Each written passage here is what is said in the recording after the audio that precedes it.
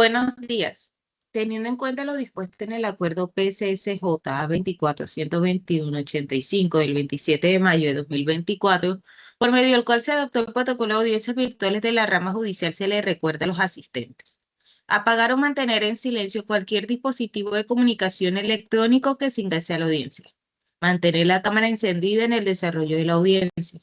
Usar un atuendo que honre la solemnidad y respeto a la formalidad de la audiencia. Las partes y demás intervinientes deberán emplear en sus intervenciones lenguaje, tono de voz y actitudes decorosas y respetuosas para con sus interlocutores y los asistentes. Hacer uso del medio establecido disponible para solicitar la palabra y evitar la interrupción de la audiencia. Abstenerse, atender o participar simultáneamente en otras audiencias o diligencias o realizar actividades distintas a las propias de la respectiva sesión. Ubicarse y permanecer durante la audiencia en un espacio fijo, cerrado y sin movimiento, con adecuada visibilidad y libre de ruido e interferencias que puedan afectar la calidad de su intervención o el desarrollo de la audiencia. Mantener una distancia con la cámara que permita la visibilidad permanente del rostro, el torso superior frontal y las extremidades superiores.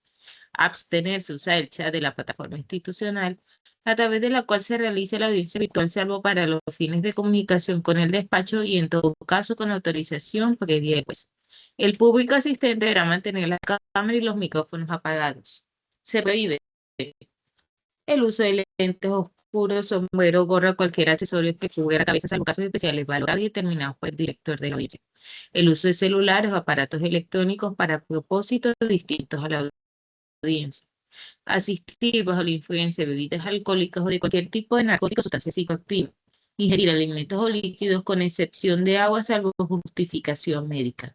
Preside la audiencia el señor juez Cristian Camilo López Pontón. Muy buenos días a todos. Siendo las 8:18 del 27 de mayo de 2026, el juzgado segundo promiscuo del circuito de Villanueva, en el departamento de La Guajira, presidido por quien se dirige a ustedes, Cristian Camilo López Pontón, se constituye en audiencia. Se resuelve la apelación de un auto al interior de la causa radicada bajo el número 44-650 60 011 58 2021 00113. Actuación que se adelanta por la presunta conducta punible de violencia intrafamiliar agravada y donde se tiene como presunto autor de dicha conducta al ciudadano Hasir Fajid Benítez Martínez.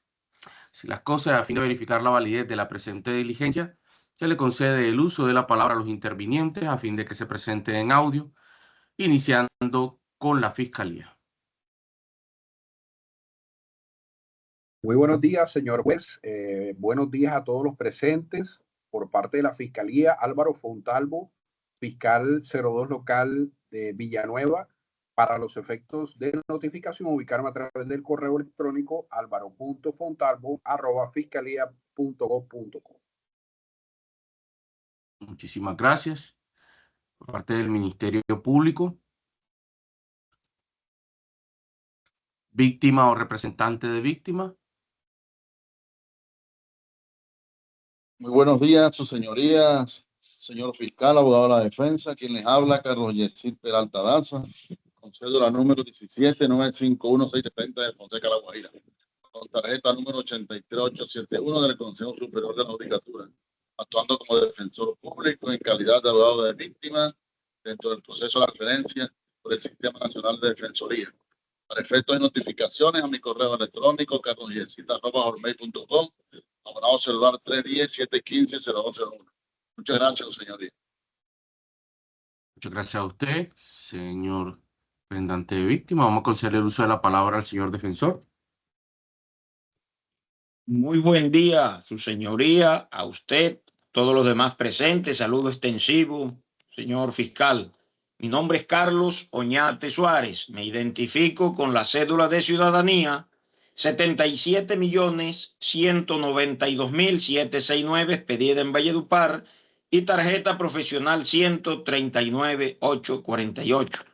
En esta oportunidad actuamos en calidad de defensor público por el Sistema Nacional de Defensorías, asumiendo la defensa técnica del imputado Jacir Fajid Benítez Martínez. Recibo notificación en mi correo electrónico carlosonatesuarez@gmail.com.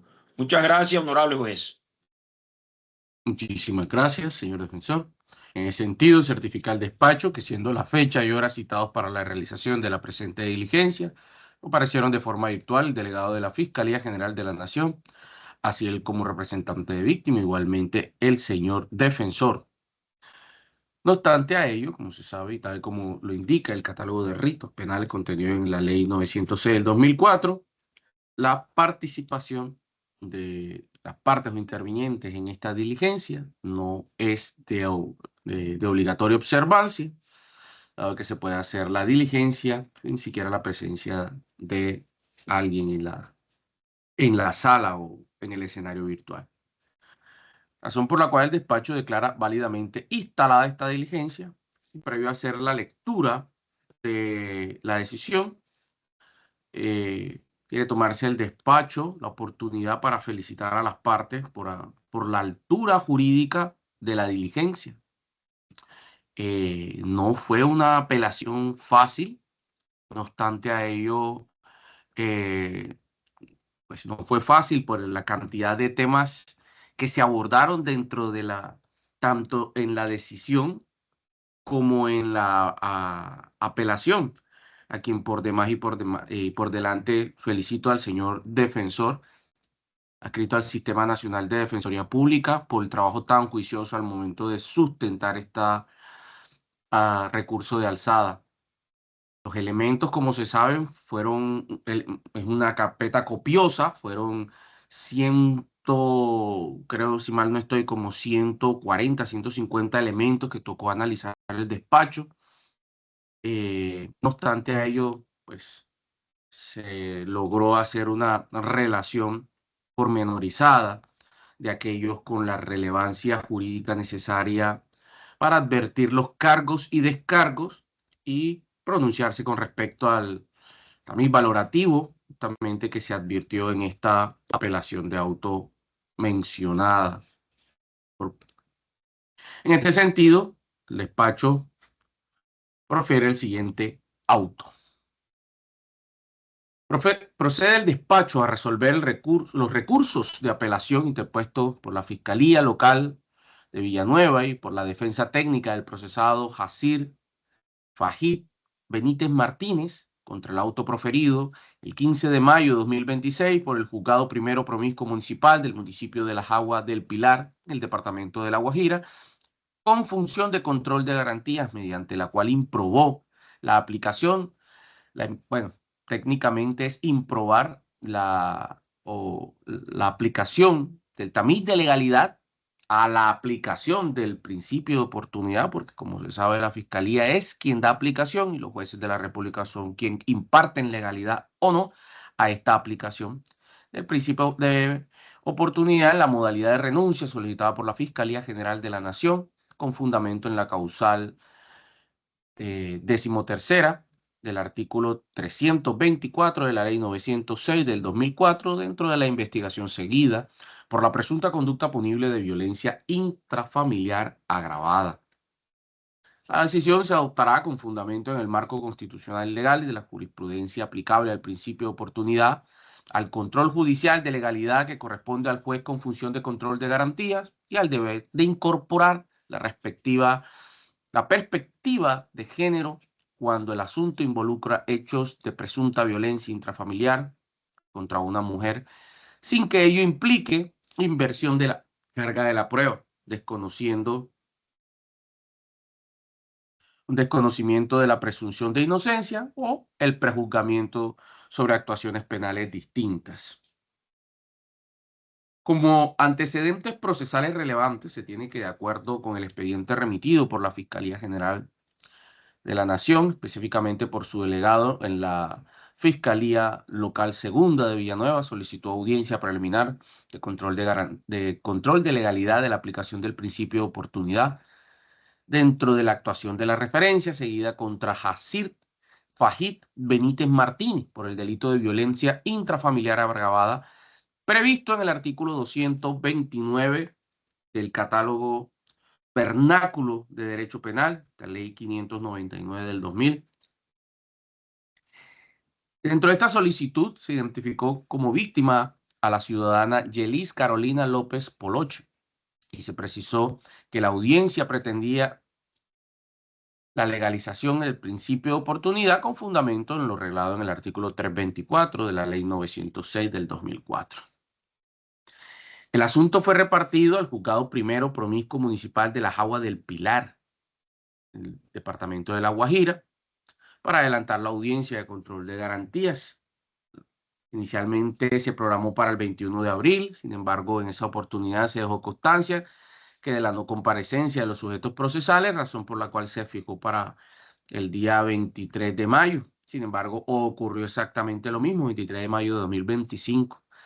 Luego tenemos la situación del 20 de junio de 2025, de compareció únicamente el defensor público del procesado y se dejó constancia de la imposibilidad del fiscal para conectarse por encontrarse en otra audiencia con persona privada de la libertad.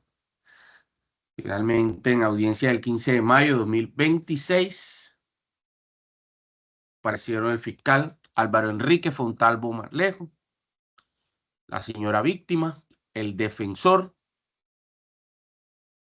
de víctimas y el procesado, acompañado con su defensor. En esa diligencia se instaló como continuación de la audiencia de control de garantías de la aplicación del principio de oportunidad en la modalidad de renuncia, tal y como se dijera en precedencia. Antes de adoptar la decisión, el juzgado de primera instancia incorporó al análisis unas carpetas correspondientes a otra actuación penal seguida contra el mismo procesado por la misma clase de conducta punible respecto de la misma víctima. Este caso fue identificado con el CUI 44-874-60-011-60 2024 00008. Según lo expuesto en la audiencia, dichas carpetas correspondían a una actuación de control de garantía surtida en el 2024, una relativa a la solicitud y expedición de la orden de captura y otras relacionadas con la legalización de captura por orden judicial e imposición de medidas de aseguramiento. El juzgado explicó que tales elementos se valorarán para verificar especialmente si se podía deducirse que el hecho no volvería a presentarse, requisito propio, como se sabe, del artículo 13 de la causal 13 del artículo 324 de la ley 906 del 2004. Permíteme.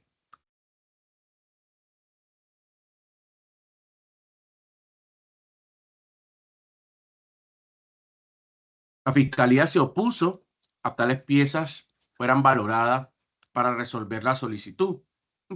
Sostuvo que correspondían a un proceso diferente, de radicado distinto, por hechos posteriores, de manera que el control de legalidad debía recaer exclusivamente sobre los elementos incorporados formalmente en la actuación en la data de 2021.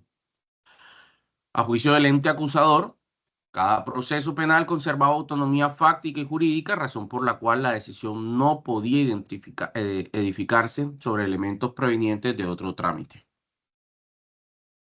El defensor de víctimas también solicitó que el juzgado resolviera con fundamento de los elementos materiales probatorios la solicitud presentada por la Fiscalía dentro del proceso objeto de control, sin tener en cuenta el radicado posterior, o el otro radicado, pues. La defensa técnica del procesado en su parte insistió que la procedencia de la legalización del principio de oportunidad con apoyo en la voluntad de las partes, la reparación económica, las manifestaciones de perdón, la asistencia psicológica y la insistencia de la convivencia actual entre víctima y procesado. Juzgado en primera instancia, luego de escuchar los intervinientes, resolvió improbar o no abstenerse de impartir legalidad a la aplicación del principio de oportunidad y para ello consideró que aunque la Fiscalía había presentado la solicitud dentro de la oportunidad procesal, había identificado los hechos jurídicamente relevantes, había aportado los elementos sobre la existencia del delito y la posible participación del procesado, Se acreditaban los presupuestos materiales de la causal y el artículo antes referido.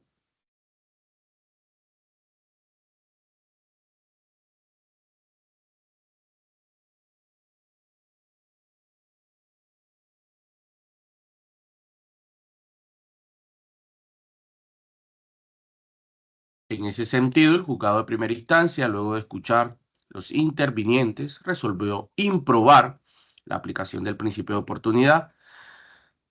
En particular, el juez sostuvo que no se estaba ante una afectación mínima del bien jurídico colectivo, sin ante un caso de violencia intrafamiliar agravada contra una mujer en un contexto de víctima que describió como prolongado, reiterado y atravesado por agresiones físicas, psicológicas y de temor.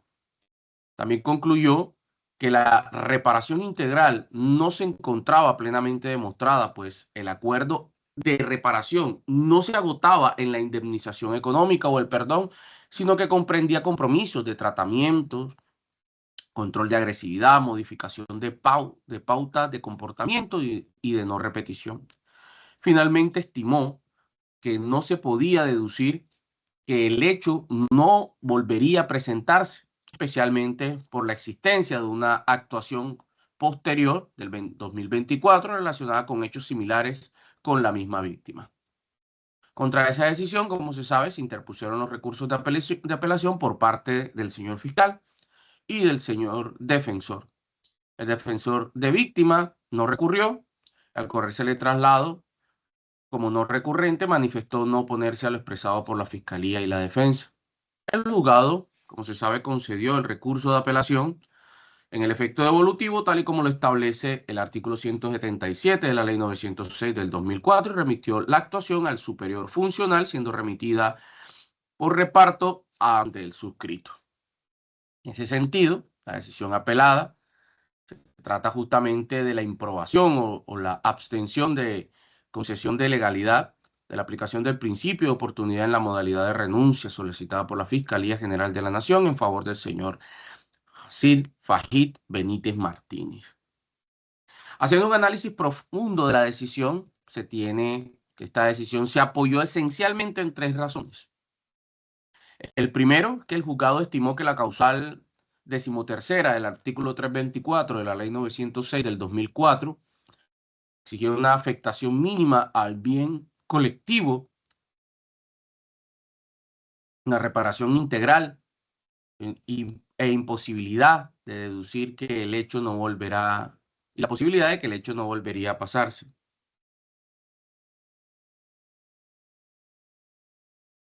Al valorar el caso, consideró que los hechos denunciados no constituían una afectación mínima, pues la víctima relató un escenario de maltrato físico, psicológico, prolongado, antecedentes ante la comisaría de familia, temor para denunciar, presunto incumplimiento de acuerdos previos, agresiones físicas concretas, ahorcamiento, golpes y utilización de machetes incluso, situación verdaderamente grave. El segundo de los tópicos sobre los cuales, o columnas sobre las cuales el juzgado de primera instancia fundamentó su decisión fue que el despacho indicara que la reparación integral no se encontraba plenamente acreditada.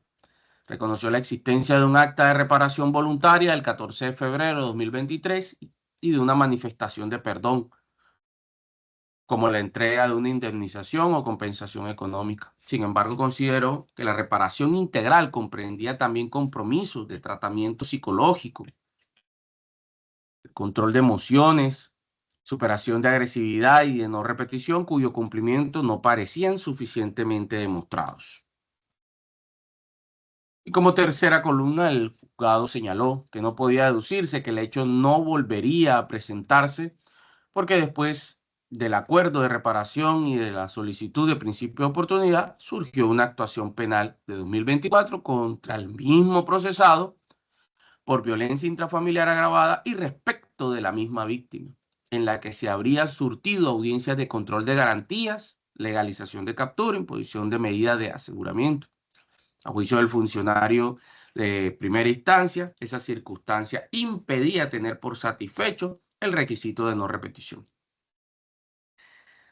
Sobre esta decisión se presentaron unos recursos.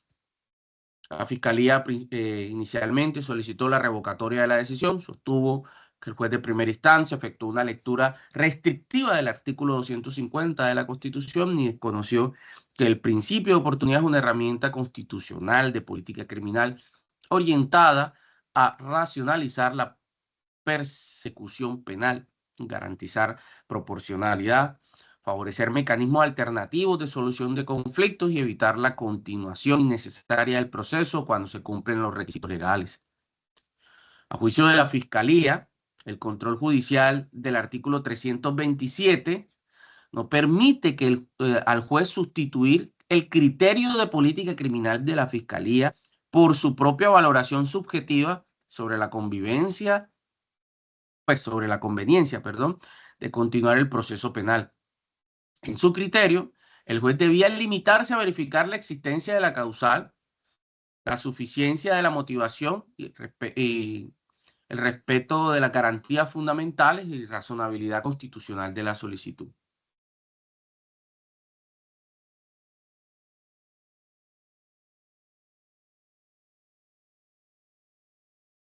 También sostuvo que no existe prohibición legal para aplicarse el principio de oportunidad en el delito de violencia intrafamiliar.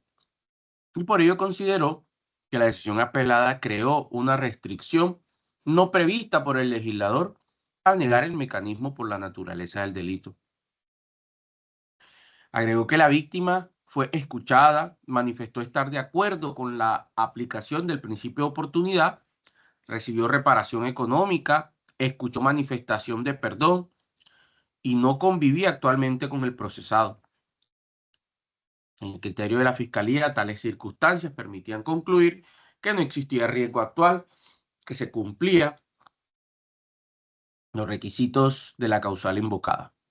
Y finalmente cuestionó la valoración de la carpeta del 2024, señaló que correspondía a un proceso diferente por hechos distintos y posteriores, de modo que no podía emplearse para resolver la solicitud del principio de oportunidad elevada dentro del proceso 2021. La defensa técnica, por su parte, también solicitó revocar la decisión y argumentó que la Fiscalía, como titular de la acción penal, había avalado el cumplimiento de los requisitos legales de la víctima, expresó su voluntad de aceptar el mecanismo y hubo reparación patrimonial, que el procesado asistió a sesiones psicológicas y que no existía convivencia actual entre las partes y que no podía prejuzgarse sobre un hecho futuro ni utilizarse un proceso diferente para negar el beneficio solicitado.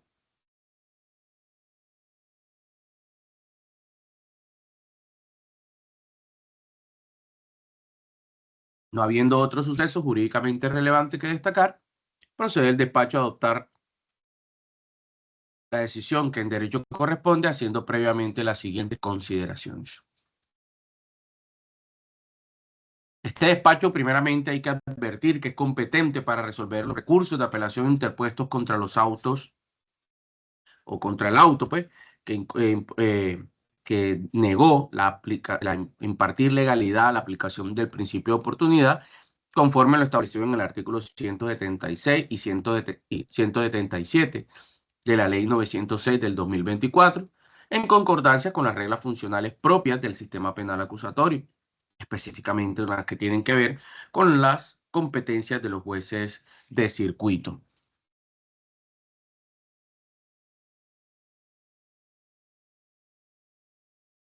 Haciendo una revisión específica de los cargos y descargos de la decisión adoptada y del enfoque sobre los cuales se presentaron los recursos en contra de dicha decisión, corresponde entonces al despacho a determinar si el juzgado primero promiscuo municipal de las Aguas del Pilar, La Guajira, con función de control de garantías, acertó al abstenerse a impartir legalidad a la aplicación del principio de oportunidad en la modalidad de renuncia solicitada por la Fiscalía en favor de Jacir Fajid Benítez Martínez dentro de la investigación seguida por violencia intrafamiliar agravada, al considerar que no se acreditaron los presupuestos de la causal 13ª del artículo 324 de la Ley 906 del 2004. Para resolver ese problema jurídico, este despacho deberá establecer en concreto si los elementos materiales probatorios y la información legalmente obtenida permiten tener por demostrado que la conducta se presentó una afectación mínima al bien jurídico colectivo. Segundo, se produjo una reparación integral. Y tercero, podría deducirse razonablemente que el hecho no volvería a presentarse. Pero ojo, de manera complementaria, el despacho debe determinar si el juez de primera instancia podía valorar la actuación penal posterior a la del 2024, seguida contra el mismo procesado respecto de la misma víctima por hechos claramente diferentes. No para declarar la responsabilidad penal por hechos distintos, sino para examinar el requisito de no repetición de la causal invocada. Igualmente, para esto, el despacho abordará un estudio profuso de los criterios de aplicación del enfoque de género en la adopción de las decisiones judiciales, específicamente en los delitos asumidos por las instancias de CAIBAS y CABIF de la Fiscalía General de la Nación. Como tesis del despacho se tiene que este despacho, y de antemano advierte, confirmará la decisión del juez de primera instancia. La razón central es que la Fiscalía invocó una causal de aplicación estricta. Esta es la causal 13ª del artículo 324 de la Ley 906 del 2004. Esta causal no se satisface con la existencia formal de un acuerdo con voluntad actual a la víctima, con una reparación patrimonial parcial o con una certificación genérica de asistencia psicológica. Existe de manera concurrente que se tramite o se trate de una afectación mínima de un bien jurídico colectivo, de la reparación integral se haya producido y que existan bases objetivas para deducir que el hecho no volverá a presentarse. Este caso, en este particular, los elementos conocidos no permitían afirmar razonablemente estos tres presupuestos. Por el contrario, el relato inicial de la víctima aparece justamente dentro de las declaraciones, las solicitudes de valoración médico-legal, las de psicología y las medidas de protección, y el propio contenido del acuerdo de reparación, suficiencia de demostración sobre el cumplimiento de los compromisos de transformación conductual y la existencia de una actuación posterior al 2024 que no puede tenerse simplemente como que no existe. Los hechos similares impedían impartir legalidad a una renuncia definitiva de la persecución penal en este caso. La decisión de primera instancia, en consecuencia, no sustituyó indebidamente a la Fiscalía en su política criminal, ejerció el control judicial en materia de la materia que le correspondía dentro de la causal de configuración, que no fue demostrada con suficiencia. Vamos a partir para este examen de varios ítems, iniciando primeramente con la naturaleza constitucional y legal de este principio de oportunidad. Se habló del artículo 250 de la Constitución. Establece que la Fiscalía General de la Nación está obligada a adelantar el ejercicio de la actuación penal y a realizar la investigación de los hechos que revistan la categoría de delito, siempre que la medida sea suficiente, que medien los suficientes motivos y circunstancias fácticas que indiquen su posible existencia. Sin embargo, la misma norma permite que la Fiscalía suspenda, interrumpa o renuncie. No es una cosa inventada, ahí está la persecución penal en los casos previstos por la ley para dar la aplicación de los principios de oportunidad regulados dentro del marco de política criminal del Estado y sometidos al control de legalidad del juez con función de control de garantías. En la ley 906 del 2004 se desarrolla esa autorización constitucional. La tenemos desde el artículo 321 en adelante, que dispone que la aplicación del principio de oportunidad debe hacerse con sujeción a la política criminal del Estado. En el artículo 322 conserva como regla general el deber de persecución penal, dado advirtiendo el rol legal y constitucional que tiene la Fiscalía. y en el artículo 323 regula sus modalidades, que son las de suspensión, interrupción y renuncia. Ya en el artículo 324 ya están las causales, y en el 327 por allá establece ese tan necesario control judicial de legalidad del que ahora estamos siendo objeto de revisión. Y en el artículo finalmente 329 prevé que la decisión que prescinde de la persecución extingue la actuación penal respecto del autor o partícipe beneficiado, situación que aquí claramente no ha sucedido. De esa estructura normativa se desprende que el principio de oportunidad no es una potestad libre, absoluta o inmune al control judicial. Es una excepción reglada al deber general de persecución penal.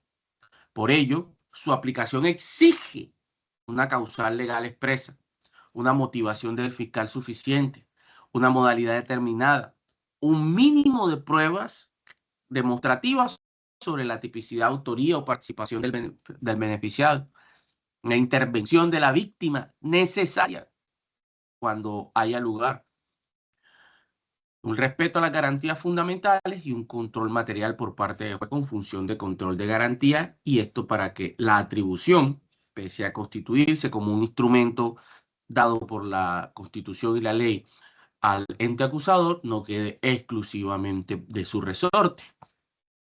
Sobre esto, la Corte Constitucional ha sostenido que el principio de oportunidad hace parte del diseño del sistema penal acusatorio, pero que se encuentra subordinado a los principios de legalidad, razonabilidad, proporcionalidad, derecho de las víctimas y control judicial.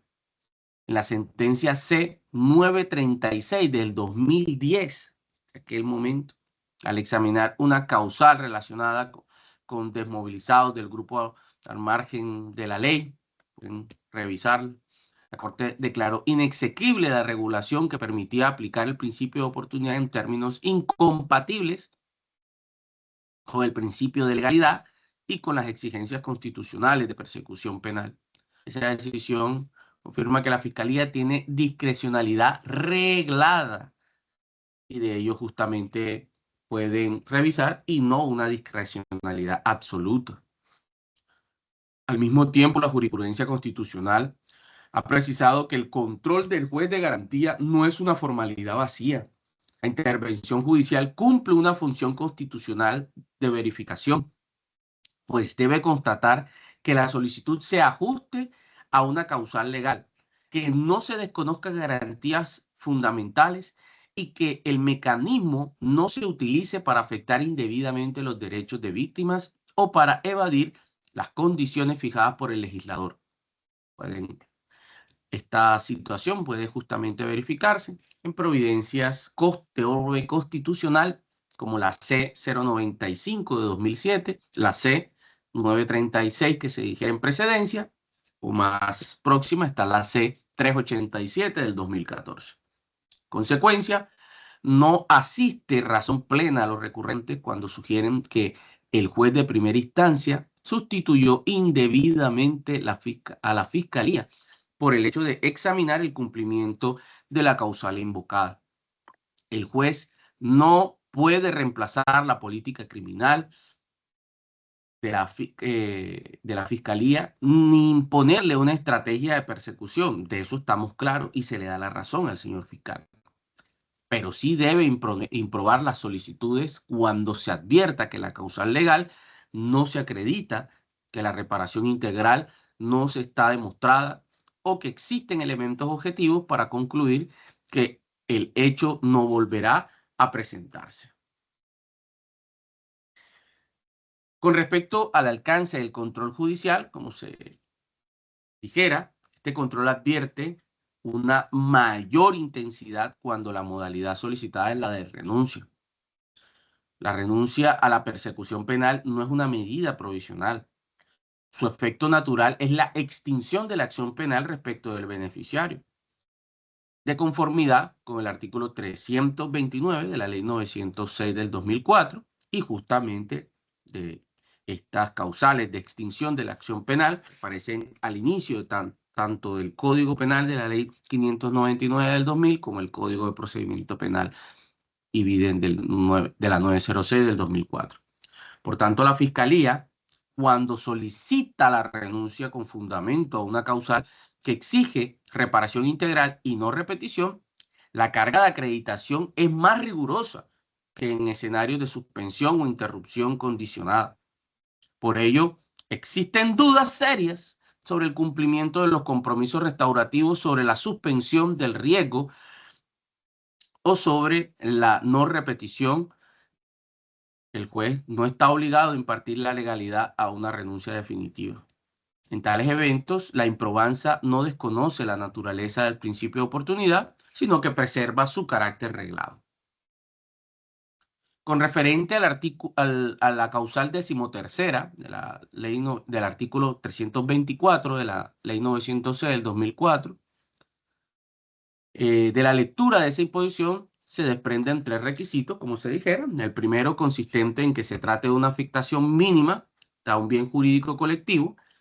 El segundo es que se trate de una reparación, que se tenga una reparación integral. Y el tercero es la imposibilidad de deducir que el hecho, la posibilidad de deducir que el hecho no volverá a presentarse.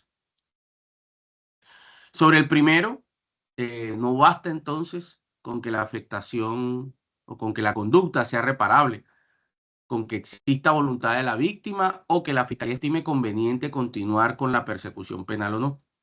La causal fue diseñada para supuestos en los que el bien jurídico afectado sea colectivo, uno, y además haya una afectación mínima.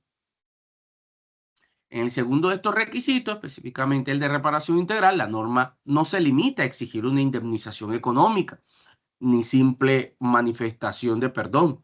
Requiere que el daño ocasionado por la conducta haya sido reparado de manera integral de acuerdo con la naturaleza del bien jurídico comprendido, con la condición de víctima y las consecuencias del bien, las consecuencias del hecho o compromisos asumidos. El tercer requisito es la posibilidad de deducir que el hecho volverá a presentarse. No se trata de una certeza absoluta porque solamente Dios es el que sabrá. Eso sería prácticamente imposible. Pero sí de una inferencia razonable, objetiva, fundamentada en elementos verificables. Dicha inferencia puede derivarse del carácter aislado de la conducta, de la desaparición de las condiciones que facilitaron la consecución del hecho investigado, del cumplimiento real de las obligaciones de reparación y tratamiento, de la modificación del contexto de riesgo, de cualquier otro dato que permita concluir que la repetición no es razonablemente esperable. Sobre este punto, la doctrina institucional de la Fiscalía, en el texto del principio de oportunidad, bases conceptuales de la aplicación del principio de oportunidad, un documento al que todos tenemos libre acceso y del cual se ha podido hacer una revisión doctrinaria de la misma, no solamente por fiscales, sino también por defensa, representantes de víctimas e incluso jueces de la República. Explica que la causal se refiere a una afectación mínima de bienes colectivos y advierte que no deben confundirse los bienes colectivos con existencia de varias personas afectadas. Un bien colectivo es aquel que no puede dividirse y asignarse individualmente a cada persona, mientras que se puedan haber delitos con pluralidad de víctimas que, pese a ello, comprometen bienes jurídicos individuales como la víctima, la integridad personal o el patrimonio de cada uno de ellos. Dame, por favor.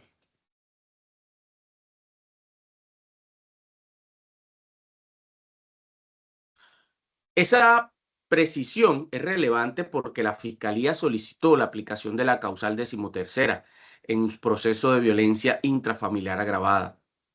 Y sí, aunque el delito de la Fiscalía, el delito, pues, de violencia intrafamiliar protege bienes indudablemente de relevancia social y familiar, el caso en concreto no se presentó una afectación mínima de un bien colectivo, sino una agresión presuntamente cometida contra una mujer determinada de un contexto relacionado prolongado con afectaciones físicas, psicológicas, familiares, oigan, y eventualmente sexuales, que no pueden pasarse por alto.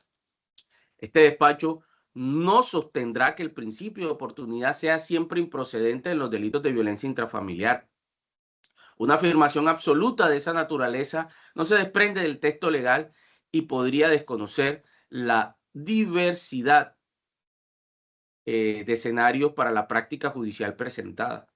Lo que sí debe afirmarse es que la causal concreta escogida por la Fiscalía, la causal 13ª, no se acreditó en este caso, porque los elementos materiales probatorios no demuestran una afectación mínima de un bien colectivo, sino un escenario de violencia grave, individualizada, incontextualizada contra una mujer específica dentro de un contexto familiar específico y demás previsiones que se harán justamente a continuación cuando conversemos sobre la perspectiva de género y la violencia intrafamiliar.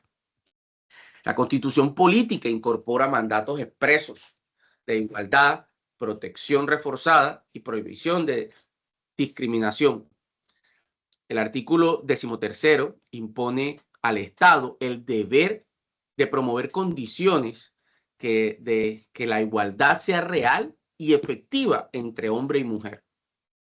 Ese artículo 42 proscribe que cualquier forma de violencia en familia, el artículo 43, primero el 42 proscribe cualquier tipo de violencia en la familia. El 43 reconoce que la mujer y el hombre tienen iguales derechos y oportunidades y prohíbe la discriminación contra la mujer. Y el artículo 93 integra en el ordenamiento los tratados y convenios internacionales de derechos humanos ratificados con Colombia, tal y como el juez de primera instancia mencionó uno de los más famosos, el de Belém do Pará, o la Convención de Belém do Pará, celebrada en Brasil, 1995, de la cual procederé a hacer la respectiva comentario. Dentro de ese marco se ubica esta Convención Interamericana para prevenir, sancionar y erradicar la violencia contra la mujer. En Colombia fue aprobada con la Ley 248 de 1995. Este instrumento define la violencia contra la mujer como cualquier acción o conducta basada en género que cause muerte, daño o sufrimiento físico, sexual o psicológico, tanto en el ámbito público como en el privado.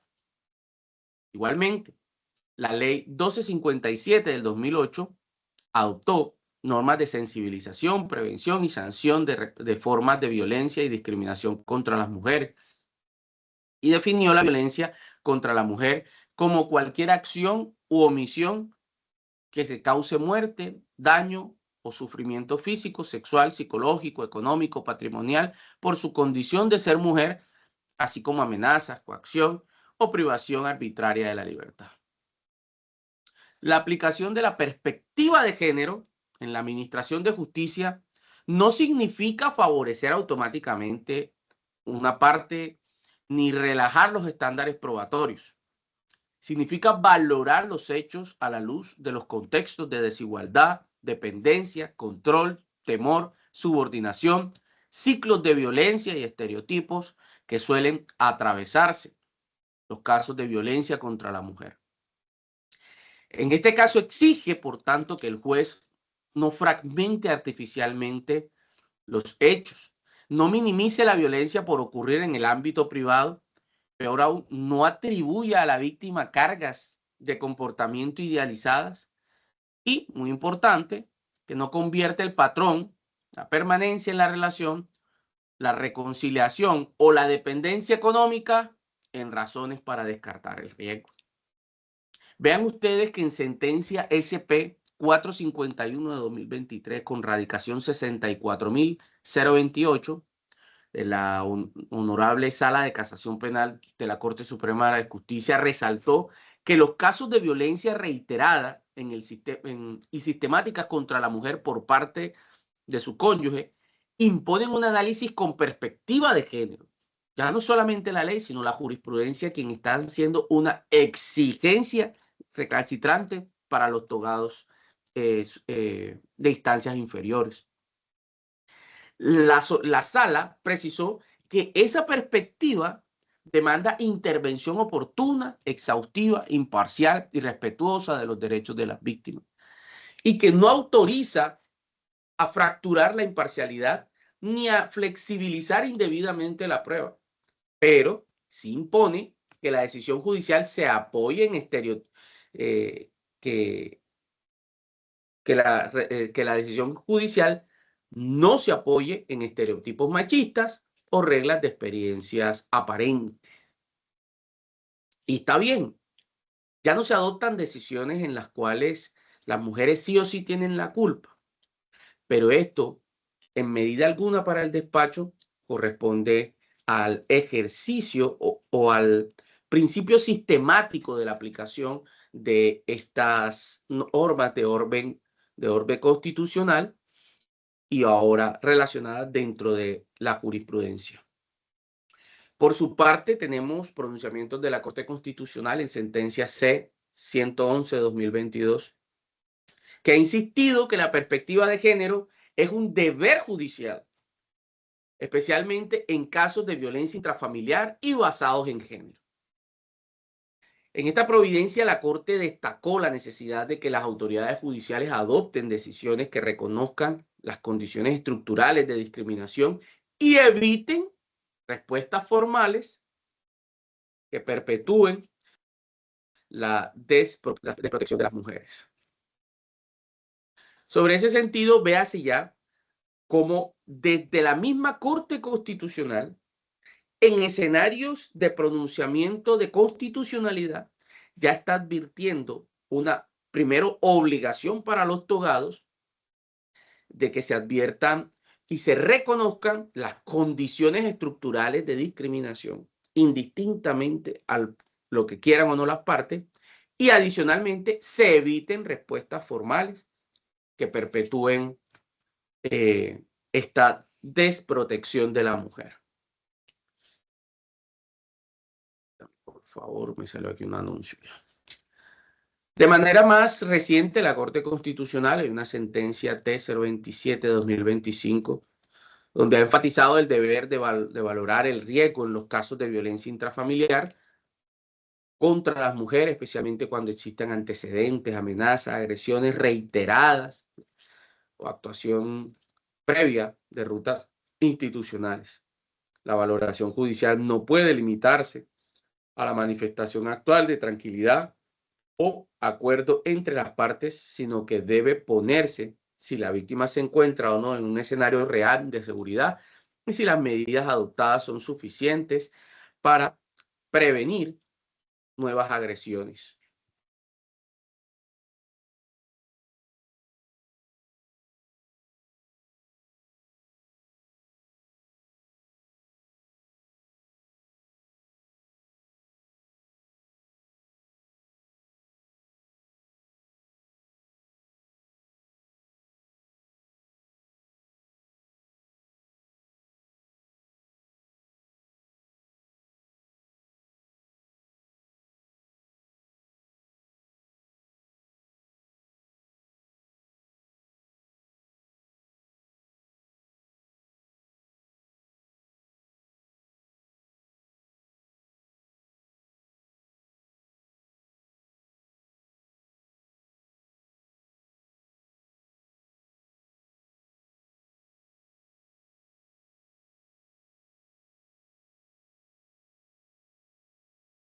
Pido excusas. Este enfoque es decisión para el presente asunto. Es supremamente decisivo. La Fiscalía y la defensa sostienen que la víctima aceptó la aplicación del principio de oportunidad, que recibió reparación económica, que ya no convive con el procesado y que no se han presentado hechos recientes. Estos datos son relevantes y deben ser valorados. Claro que sí. Sin embargo, no puede examinarse de manera aislada como si el caso se redujera a una controversia doméstica ya superada por voluntad privada de víctima y victimario. Cuando el expediente registra un relato de maltrato desde el inicio de la relación, temor para denunciar, antecedentes ante la comisaría de familia, presuntos incumplimientos de acuerdo, agresiones físicas, ahorcamiento, golpes, hombre, y hasta amenazas con machetes. ¿Qué? En estos casos el juez debe valorar la solicitud con especial cautela. Y sí, además existe una actuación penal posterior por hechos similares contra el mismo procesado respecto de la misma víctima. El deber de perspectiva de género impide considerar esa información como irrelevante para el juicio de no repetición.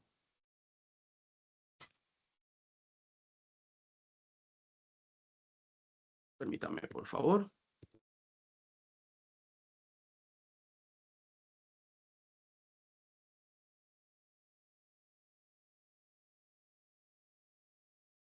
Sobre este punto quisiera hablar sobre la facultad oficiosa del juez de control de garantías para incorporar y valorar elementos de conocimiento, de convicción, cuando resulte necesario asegurar el enfoque de género y la protección efectiva de la víctima.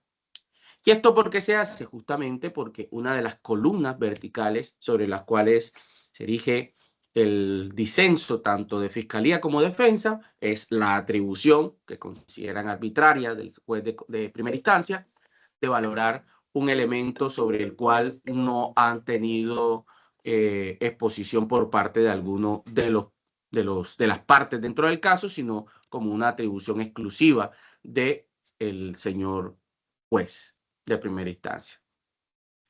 Sobre este punto debe precisarse en primera instancia que el sistema penal acusatorio colombiano, la actividad probatoria se encuentra estructurada sobre los principios de concentración, inmediación, publicidad,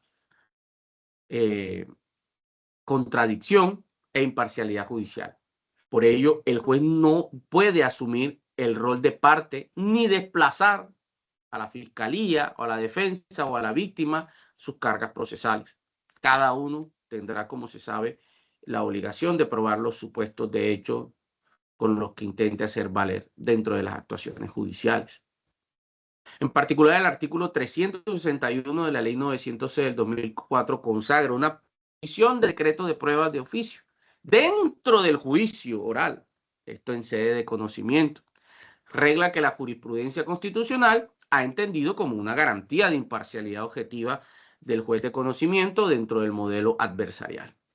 Y para ello pueden hacer la revisión de la ya mentada sentencia C-396 de 2007, una sentencia públicamente conocida por todos quienes nos ejercemos a esta competencia penal. Sin embargo, esta regla no puede trasladarse únicamente a todas las audiencias preliminares, ni mucho menos a las de control judicial de legalidad de la aplicación de un principio de oportunidad, porque allí no se está en fase de juicio oral ni la práctica de prueba en sentido estricto para derruir la presunción de inocencia o fundar una sentencia de responsabilidad. En estos escenarios, el juez con función de control de garantías, ojo, actúa como un garante constitucional de los derechos fundamentales y examina elementos materiales probatorios y evidencias físicas, información legalmente obtenida, con el propósito de verificar la legalidad formal y material de la solicitud sometida en su consideración. En consecuencia, cuando la decisión exige constatar presupuestos constitucionales o legales que comprometen el derecho de la víctima, el juez no está reducido a una función meramente notarial u homologatoria de las partes. En el Código de Procedimiento Penal reconoce desde sus formas rectoras que el juez con función de control de garantías tiene deberes activos de protección. Es que estamos hablando de un juez que pese a estar ejerciendo o actuando dentro de un escenario procesal ordinario, tiene una toga facultada con funciones constitucionales, casi que podría relacionarse con las mismas del juez de tutela. Este artículo 10 de la Ley 906 del 2004 impone la obligación de corregir los actos irregulares, no sancionables con nulidad, respetando los derechos y garantías de los intervinientes. El artículo 11 reconoce justamente, como se sabe, a las víctimas el derecho a recibir un trato humano digno, a la protección de intimidad y seguridad, a una pronta e integral reparación, a ser oídas y que se les facilite el aporte de elementos de prueba. y a que sus intereses sean considerados al adoptar decisiones discrecionales sobre el ejercicio de la persecución penal.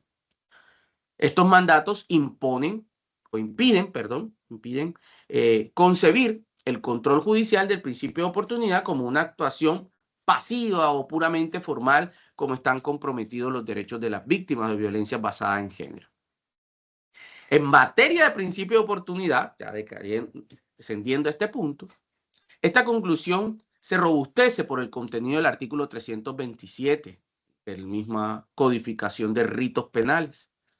Dicha disposición exige que el juez, con función de control de garantía, ejerza un control de legalidad sobre la aplicación del mecanismo y verifique, entre otros aspectos, la existencia del mínimo de pruebas que permitan, como ya se dijeron, inferir la autoría o participación, verbigracia, poderse desde aquel momento, si es posible, una configuración de un juicio de tipicidad, tanto objetiva como subjetiva. Cuando la causal invocada exige requisitos materiales adicionales, como ocurre aquí con la causal 13ª del artículo 324, que demanda afectación mínima de un bien colectivo, la reparación integral y la posibilidad de deducir que el hecho no volverá a presentarse, el juez debe contar con un panorama suficiente para ejercer un control real y no aparente. Por ello, si durante la audiencia surge información seria, pertinente, directamente relacionada con los requisitos de la causal invocada, el juez con función de control de garantía puede disponer su incorporación, traslado, contradicción, siempre que no asuma la teoría del caso de ninguna de las partes. No practique con una prueba con vocación de juicio, como si fuese un escenario de juicio, no prejuzgue sobre la responsabilidad penal del procesado y garantice que todos los intervinientes conozcan y puedan pronunciarse sobre el elemento incorporado, tal y como pasó justamente con esa actuación de 2024. Esa facultad no convierte al juez en un investigador ni acusador. Simplemente le permite cumplir con su función constitucional de control cuando la información disponible resulta insuficiente, fragmentaria o potencialmente riesgosa para los derechos de las víctimas. Tengas especial cuidado con esta palabra, fragmentaria.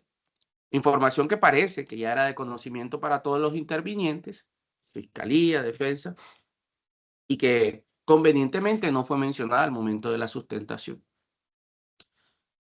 Esta potestad advierte especialmente relevancia en asuntos de violencia intrafamiliar contra mujeres. La perspectiva de género no autoriza a relajar estándares probatorios ni a intervenir cargas de prueba, pero sí exige a las autoridades judiciales que eviten decisiones basadas en una comprensión aislada, privatizada o estereotipada de la violencia. La Corte Constitucional ha insistido que cuando se alegan escenarios de violencia de género, el juez debe adoptar una actitud activa para remover obstáculos probatorios, identificar relaciones asimétricas y promover, valorar el contexto y evitar la decisión judicial que reduzca los patrones de discriminación o desprotección. En la sentencia SU, donde la Corte recoge varios de sus pronunciamientos y hace uno solo, una sentencia de unificación, sentencia SU 167 de 2024, reiteró que la perspectiva de género no puede exigir un decreto oficioso de pruebas cuando ello sea necesario para establecer situaciones de violencia y garantizar una decisión compatible con la igualdad material. Este deber no debe desconocer la imparcialidad judicial. Por el contrario, pues debe preservarla. La imparcialidad no equivale a indiferencia frente al riesgo ni neutralidad formal ante escenarios de desigualdad estructural. La jurisprudencia constitucional ha precisado que juzgar con perspectiva de género no implica una actuación parcializada, sino una metodología destinada a evitar perjuicios, estereotipos y falsas reglas de experiencia que distorsionen la valoración judicial. En ese mismo sentido, la Corte Constitucional ha señalado que la tutela judicial efectiva de las mujeres víctimas de violencia basada en género exige valorar la reiteración de las agresiones, la existencia del maltrato físico, psicológico, sexual, económico o simbólico, la presencia de amenazas, coacción, dependencia, temor o antecedentes institucionales, así como el riesgo de escalamiento hacia violencias graves. Desde la perspectiva, el juez no puede limitarse a examinar la voluntad actual de las víctimas, el perdón o la existencia de un acuerdo económico, si existen elementos que sugieren un riesgo de repetición continuada de violencia. Aplicado el control de legalidad al principio de oportunidad, lo anterior significa que si la Fiscalía renuncia a la persecución penal con fundamento de una causal que exige deducir la no repetición y el juez advierte la existencia de una actuación penal posterior contra el mismo procesado por la misma clase de conducta y respecto de la misma víctima, no solo puede, sino que debe valorar esa información, siempre que garantice el traslado y la contradicción de los intervinientes. Esa actuación posterior no se incorpora para declarar responsabilidad en medida alguna, y menos en un escenario preliminar, y menos ante un juez con función de control de garantías, por hechos distintos, ni para anticipar el juicio de culpabilidad, sino para resolver aspectos específicos. ¿Cuál es este aspecto específico? La respuesta es si resulta jurídicamente razonable afirmar que el hecho volverá o no a presentarse. En el presente caso, la incorporación oficiosa de la carpeta 44 874 60 011 60 2024 0008 no incumplió un desbordamiento funcional del juez con función de control de garantías. Dicha pieza guardaba relación directa con uno de los presupuestos esenciales de la causal 13ª del artículo 324 de la ley 906 del 2004. La garantía de no repetición. Se trata justamente entonces de una actuación posterior al acuerdo de reparación y a la solicitud de principio de oportunidad, seguida contra el mismo ciudadano por violencia intrafamiliar agravada respecto de la misma víctima. Por lo tanto, no era una información extraña, no era una información impertinente, y menos puramente especulativa, sino un elemento contextual objetivo que incidía directamente en el juicio de legalidad. Además, de la audiencia se advierte que el juez de primera instancia no utilizó esa carpeta de forma secreta ni sorpresiva. Por el contrario, dispuso el traslado a la fiscalía, al defensor, a la defensa del procesado y concedió el uso de la palabra para que se pronunciaran sobre su pertinencia y alcance. Esa actuación garantizó la contradicción mínima y exigible en sede de audiencia preliminar y permitió que los intervinientes expusieran sus reparos, como lo hicieron no solamente dentro de sus alegaciones de cargos y descargos, sino también al momento de la sustentación de su recurso. Con ello se preservó, como se sabe, el equilibrio procesal. Ya bien, su señoría, juez de segunda instancia, entonces, ¿qué concepto tiene el circuito sobre la facultad oficiosa ejercida por el juez? A criterio del despacho debe entenderse que esto se hizo dentro de los límites precisos. Primero, pues no habilita al juez para reemplazar a la fiscalía en su cargo de acreditar la causal. Segundo, no permite decretar pruebas de oficio ni construir hipótesis de responsabilidad penal.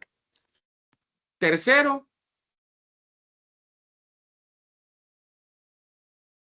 no autoriza a trasladar cualquier culpabilidad de un proceso a otro. Cuarto, exige pertinencia directa entre los elementos incorporados y el requisito legal objeto de control. Y quinto, demanda traslado y contradicción efectiva. Ya como un sexto tenemos aquí que en los casos de violencia basada de género se justifica con mayor fuerza cuando la información resulta indispensable para valorar el riesgo de reparación integral y no repetición. Bajo estos parámetros, la actuación de primera instancia fue compatible con el sistema acusatorio y con el artículo 327 de la Ley 906 del 2004, con los mandatos constitucionales de protección reforzada de mujeres víctimas de violencia. En este caso, el juez no decretó elementos de oficio para suplir la actividad investigativa de la Fiscalía, ni para agravar la situación procesal del imputado por los hechos que no estuvieran juzgados dentro de esta carpeta. Lo hizo específicamente para verificar si la renuncia definitiva de la actuación penal era legalmente admisible frente a una causal que exigía concluir con un fundamento objetivo que la conducta no volvería a presentarse. En consecuencia, la segunda instancia, para este caso, puede sostener que en escenarios de control de legalidad, de principio de oportunidad, especialmente cuando se trate de violencia intrafamiliar contra una mujer, el juez de control de garantía conserva la potestad, deber, de direccionar materialmente la audiencia que le permite incorporar y valorar elementos de conocimiento estrictamente pertinentes siempre que ello sea necesario para proteger derechos fundamentales, evitar una decisión formal, válida, pero materialmente rigurosa, y asegurar que el enfoque de género no sea una cláusula retórica, sino una metodología real de valoración judicial. Ya descendiendo sobre la valoración de los elementos materiales probatorios y de la información legalmente obtenida, tenemos que el juez de primera instancia no decidió con apoyo de conjeturas, sino de elementos objetivos que respaldan su improbanza. En primer lugar, tenemos la solicitud de audiencia preliminar, el control de legalidad por violencia intrafamiliar, del radicado de 2021, terminado en 00113. En particular, la forma en cómo ese número 12+1 se repite tanto en esta actuación. Eso como un paréntesis.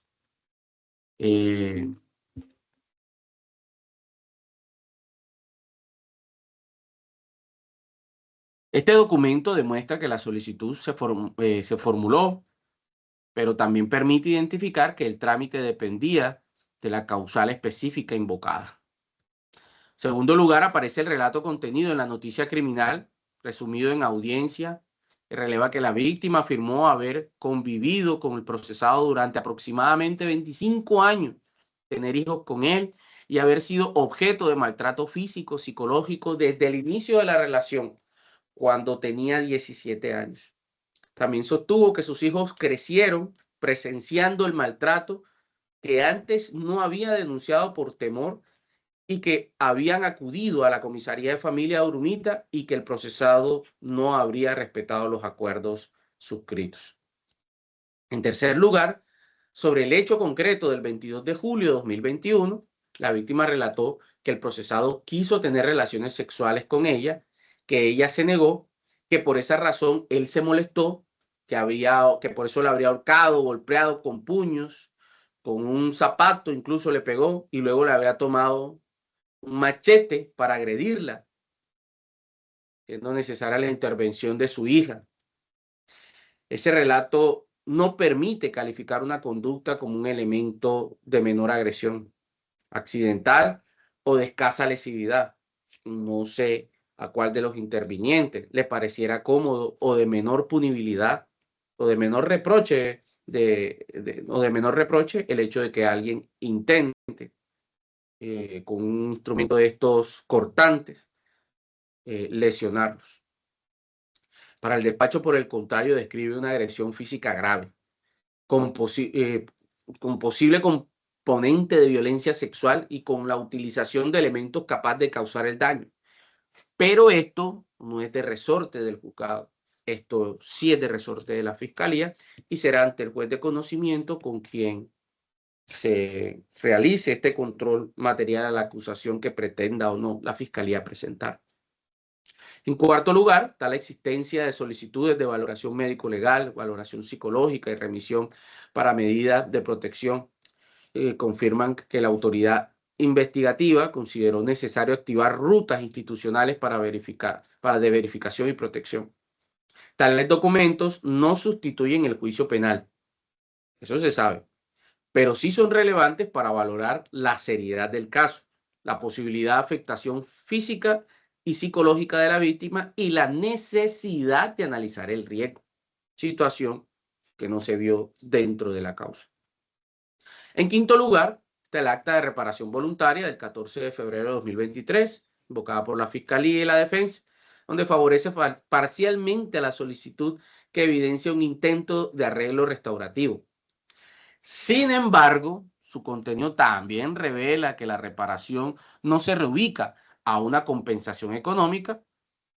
Según lo expuesto en audiencia, el procesado asumió compromisos de participar en programas especiales para superar problemas de control emocionales y agresividad, abstenerse de ejecutar actos de violencia física, verbal o psicológica contra la víctima o miembros de la unidad familiar, utilizar el diálogo para resolver diferencias y contribuir a la reparación integral. Así las cosas, el documento de los que concurrieron involucran como soporte la solicitud que demuestra la reparación tenía una dimensión conductual, psicológica y preventiva. Pero ello no basta para acreditar el pago, la entrega de un bien patrimonial. Era necesario demostrar que los compromisos de tratamiento, transformación y no repetición se cumplieron de manera seria, específica y verificable. En sexto lugar, aparece la valoración psicológica del 4 de abril de 2025, suscrita por la psicóloga Jimena Cristina Barros Farfán. También tiene un alcance limitado. Vean cómo la Fiscalía y la Defensa sostienen en su dicho que el documento acredita la asistencia del procesado a 12 sesiones psicológicas y una evaluación favorable. No obstante a ello, según la valoración expuesta en audiencia, el documento describe rasgos generales del evaluado, su coherencia, su responsabilidad, tanto amable y la relación con los hijos y nietos, pero no acredita suficientemente el programa especializado de intervención de violencia intrafamiliar, el control de agresividad, reconocimiento de daño, superación de patrones de dominación o disminución objetiva del riesgo. Y es que dentro de los estándares psicológicos al momento de abordar esta clase de pacientes, no solamente se trata de procurar con que en ciertos aspectos relacionados con el hecho investigado se procure una mejoría, sino trabajar principalmente en las razones motivo-emocionales que llevan al paciente, verbigracia procesado, a cometer esta clase de conductas y de las cuales no se dijo nada en esta valoración. Por lo tanto, el juez de primera instancia, con estos elementos, podía concluir razonablemente que ese documento no demostraba reparación integral ni garantía de no repetición. La asistencia a sesiones psicológicas de un dato favorable, pero no equivale automáticamente al cumplimiento sustancial de los compromisos restaurativos. En séptimo lugar, está el formato de validación del 15 de febrero de 2023, según el cual el procesado no registra aplicación previa de la aplicación del principio de oportunidad dentro de los 5 años anteriores por el mismo delito. Supera apenas un presupuesto formal, pues sin este ni siquiera hubiese sido pues procedente la tramitación o el estudio de la solicitud de legalización. De ese documento puede demostrar que para el momento no existía una aplicación anterior que impidiera dar trámite a la solicitud, pero no acreditaba por sí solo la afectación mínima, reparación integral, ni la de no repetición.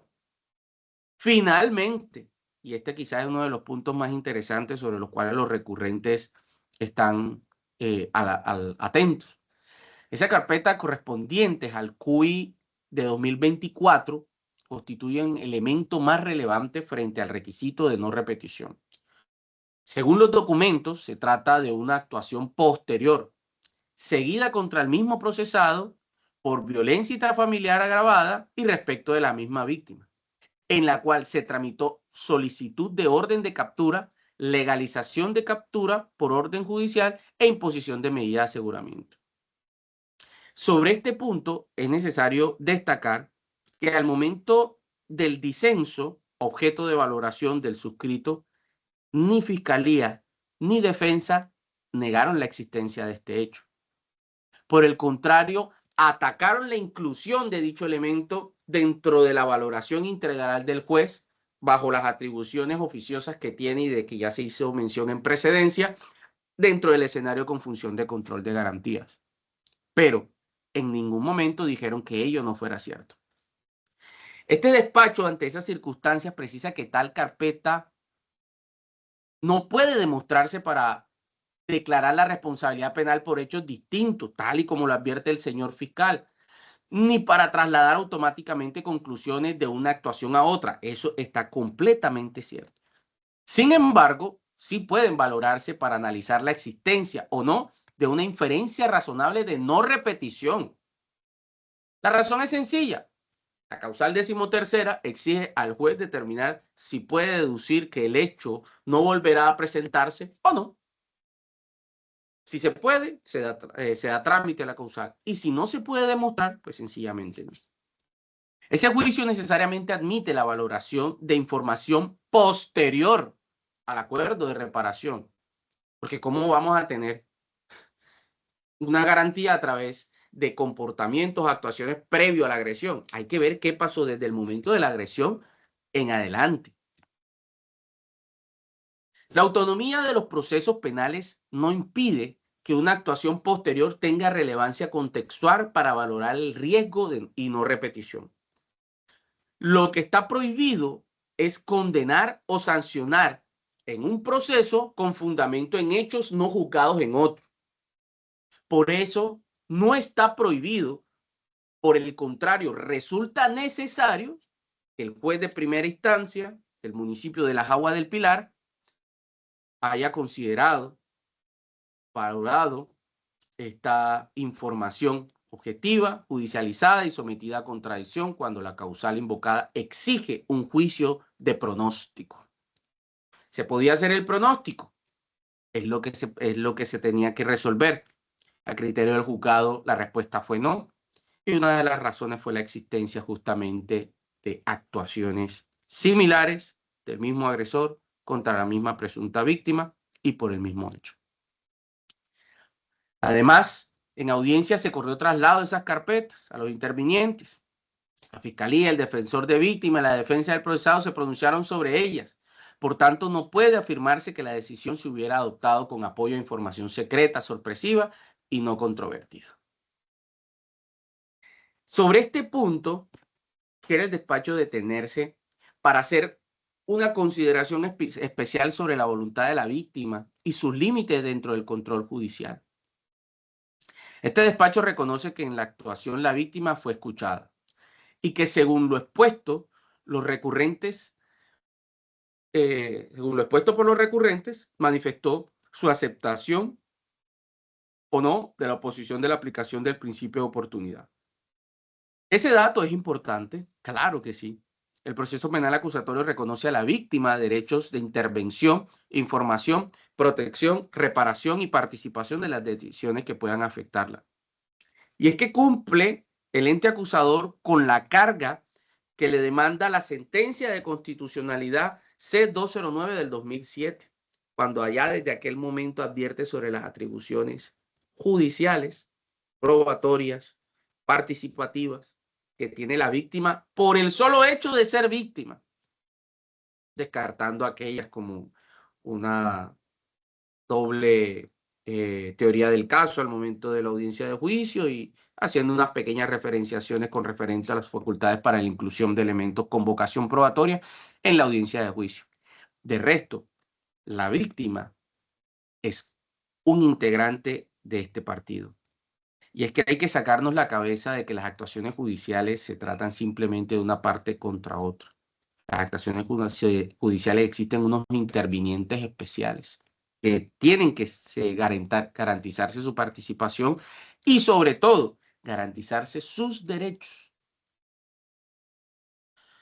Sin embargo, para el caso, la voluntad de la víctima no sustituye el control judicial de legalidad. En los delitos de violencia intrafamiliar, especialmente cuando se alega violencia contra una mujer en un contexto prolongado, la aceptación de la víctima debe valorarse con enfoque de género. Ya nosotros sabemos cómo ocurre ello, o las razones por las cuales podría ocurrir. Se hace mención de esto en todos estos pronunciamientos de orden constitucional y dentro de la exposición de motivos de la declaración de la Convención de Belén do Pará. Ello no significa desconocer su autonomía, sino protegerla frente a posibles contextos de presión, dependencia, temor, desgaste emocional, normalización de la violencia o expectativas familiares. La jurisprudencia constitucional y penal ha advertido que la violencia contra la mujer puede desarrollarse en ciclos de agresión, reconciliación, perdón y repetición, como una vuelta que va y viene, como las olas del mar. Pero por ello más bien, el juez no puede limitarse a constatar que la víctima aceptó una salida procesal para la causa que se le sigue en contra de su compañero o excompañero. Debe examinar si la salida es jurídicamente procedente, si la reparación fue integral, si el riesgo cesó y si la renuncia penal no genera desproporción o revictimización contra ella.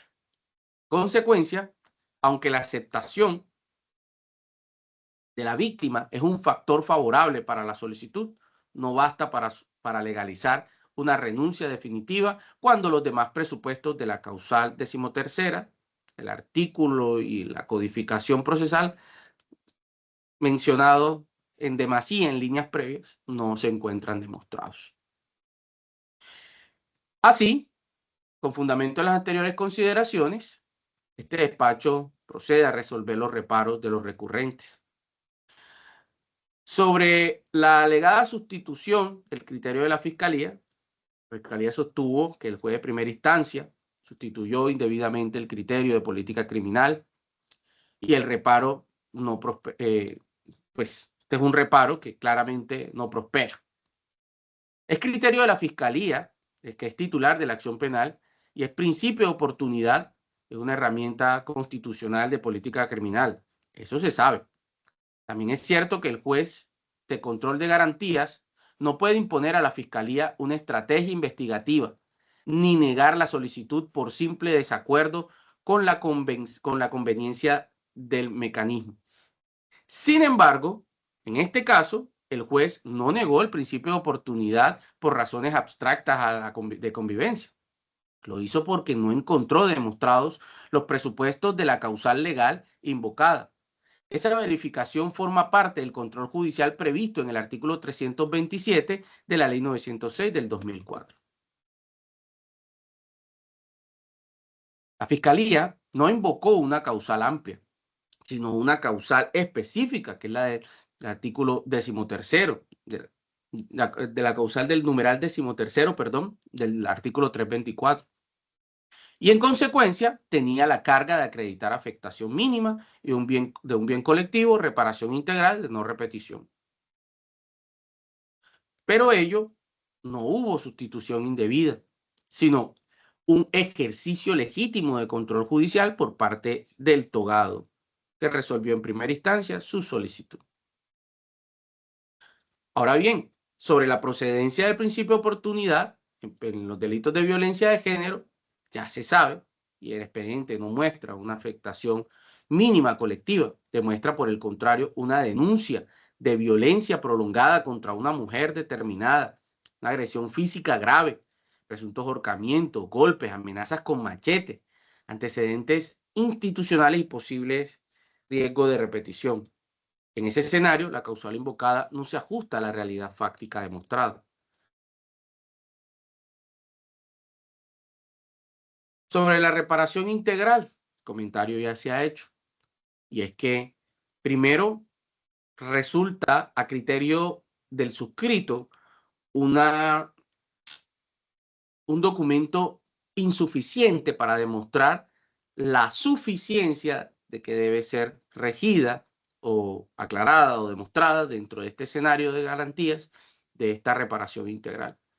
Y segundo, hay que ver si justamente con esta reparación se logró resarcir los daños de esta persona, presunta víctima, el señor imputado, y especialmente en lo que tiene que ver con la no repetición.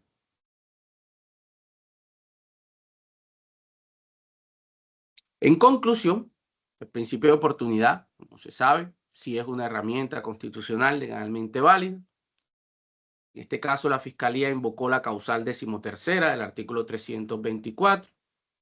Se tiene que no se acreditó una afectación mínima, primeramente, pues el relato de la víctima describió un contexto de violencia física, psicológica, prolongada, por temor, por antecedentes institucionales, agresión grave, ahorcamiento y golpe. Igualmente no se acreditó a reparación integral con suficiencia, porque la indemnización económica y la manifestación de perdón no demostraron el cumplimiento sustancial de los compromisos terapéuticos, conductuales y de no repetición asumidos por el acusado, por el imputado en el acuerdo de reparación. Y por último, y ahí está claro, que no se acreditó la garantía de no repetición, porque con posterioridad al acuerdo de reparación de la solicitud del principio de oportunidad, surgió la actuación penal de 2024 contra el mismo procesado por violencia intrafamiliar agravada y respecto de las mismas víctimas, con decisiones de control de garantías que razonablemente impedirían deducir que el hecho no volvería a presentarse. Por tanto, no queda más para el despacho que disponer la confirmación del auto apelado. En mérito de lo expuesto, el juzgado segundo promiscuo del circuito de Villanueva, en el departamento de La Guajira, resuelve, primero, confirmar el auto proferido en audiencia del 15 de mayo de 2026 por el juez o por el juzgado primero promiscuo municipal del municipio de Las Aguas del Pilar en el departamento de La Guajira, con fundamento de control de garantías, con funciones de control de garantías, perdón, mediante el cual improbó o se abstuvo de impartir legalidad a la aplicación del principio de legalidad, el principio de oportunidad, perdón, en la modalidad de renuncia solicitada por la Fiscalía Segunda Local del municipio de Villanueva en favor de Jacir Fajid Benítez Martínez dentro del proceso identificado con el CUI 2021-00113, seguido por la presunta conducta punible de violencia intrafamiliar agravada. Segundo, precisar que la confirmación de la decisión no comporta declaración de responsabilidad penal contra el procesado, ni prejuzgamiento sobre la actuación penal posterior del 2024, sino únicamente la constatación de que en el presente asunto no se acreditaron los presupuestos de la causal 13ª del artículo 324 para legalizar la renuncia a la persecución penal que se pretendía. Tercero, advertir a la Fiscalía que la Fiscalía General de la Nación, ojo con esto, conservará la dirección de la actuación penal en los términos de la Constitución Política y la Ley 906 del 2004, sin perjuicio de que en el futuro lo estima procedente, concurrirán los elementos nuevos, suficientes y legalmente admisibles, pueda acudir a esta herramienta procesal en el ordenamiento jurídico que cuando lo autorice. Cuarto, devolver la actuación al juzgado de origen, haciendo previamente una felicitación y agradecimiento al juez de primera instancia, quien ha dado cumplimiento a la aplicación del enfoque de género y de la perspectiva de género en la aplicación o en la judicialización de actuaciones donde presuntamente sean víctimas mujeres dentro de estos contextos reiterados de violencia. Cuarto, contra la presente decisión no procede recurso alguno. Advertido lo anterior, presente decisión queda leída, notificada y ejecutoriada en estados de forma virtual el día 27 de mayo de 2026, siendo las 9:45. De esta manera agradezco la participación de todos los presentes. Les concedo autorización para desconectarse, no sin antes desearles un feliz resto de día. Muchísimas gracias a todos.